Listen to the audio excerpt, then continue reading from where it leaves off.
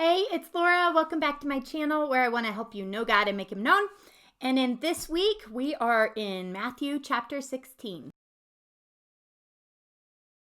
Okay, let's get started. So in Matthew chapter 16, it starts off with the Pharisees again. And the Sadducees, they approached Jesus and as a test, asked him to show them a sign from heaven. Their motives are not to learn. They are not coming with a humble, teachable attitude. They are coming with an arrogant, prideful, trying to put him in his place. So are they going to see the heart of God? No, they are not. When we seek God with all our hearts, He will be found by us. However, when we seek just to try to prove something and we don't come humble, we can't expect to actually learn anything from God. So we have to come in a place of, God, I need you to reveal yourself to me. Would you open up your word so that I can learn? Because we just cannot do it ourselves. I have a video talking about that. I will link down below. But it's basically the spirit-filled life. That's the only way we can really learn, is if we come teachable to God.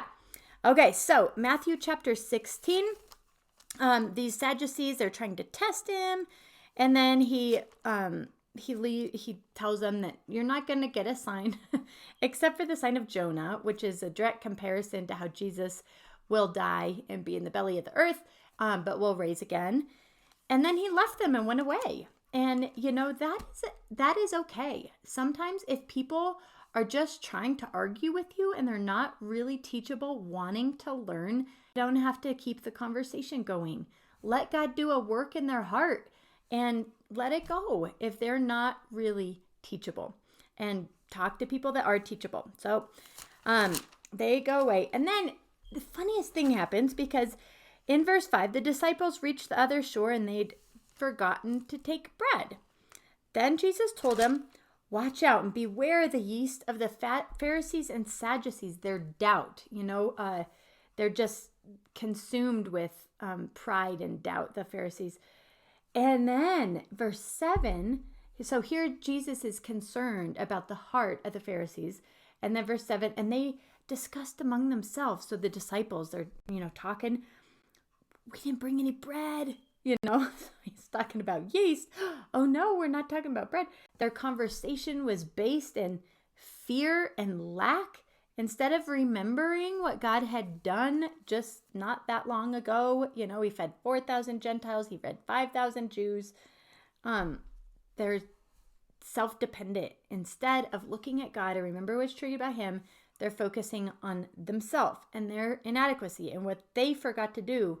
Instead of lifting their eyes, they were all wrapped up in fear and lack. And aware of this, Jesus said, verse 8, you of little faith, why are you discussing among yourselves that you don't have any bread? Don't you understand yet? Don't you remember? He wants them to remember how He's come through in the past. The 5 loaves and the 5,000, and how many baskets were collected? Or the 7 loaves for the 4,000? And how many large baskets why don't you understand when I told you, beware of the yeast? And then it goes on to explain, it wasn't about bread. And then they understood. So this is so cool, because He lets them feel embarrassed. He doesn't respond in fear of not wanting them to feel stupid because they don't get what He's talking about. But He lets them feel the embarrassment so that they can learn. That embarrassment leads them to humility, where then they can say, oh, they were able to learn then. Jesus was laser focused on the condition of the hearts of His people and wanted to continually draw people's eyes to that. And then once they realize their heart condition, they need Jesus, He lifts their eyes. Remember what I did? So pretty cool. Then it goes on in verse 13, Peter's confession of the Messiah. And this is again just showing, he's saying, who do you say that I am? Simon Peter answered, well, you're the Messiah, the Son of the living God. And Jesus responded in verse 17, Simon, son of Jonah, you are blessed, because flesh and blood did not reveal this to you, but my Father in heaven. He's saying, if you realize that Jesus is God, it's not because you're so great. It's because God revealed himself to you. He opened your mind. He enabled you to understand. How cool that it is a gift. I just love a quote by Bill Bright, and he talks about sharing the gospel. And he just talks about take initiative in the power of the Holy Spirit, the Spirit-filled life. Take initiative in the power of the Holy Spirit and leave the results up to God. All we can do is share and leave the results up to God, because God is the one that transforms hearts. God's the one that opens up our minds and enables us to see. And that is a blessing. So whenever you have an aha moment, it's God. He has revealed that to you. That is a blessing. That causes a happiness, a joy of like, yes, that is so cool. I love those moments. And then he goes on, he talks about his death and resurrection, and he actually tells what's going to happen. He talks about how he will be crucified, which is one of the most horrific ways of dying then. For capital punishment, it was reserved for the worst of the worst criminals. He talks about that's what's going to happen. And then he says, take up your cross. He said to the disciples in verse 24, if anyone wants to come with me, he deny himself and take up his cross and follow me. Whoever wants to save his life will lose it, but whoever loses his life because of me will find it.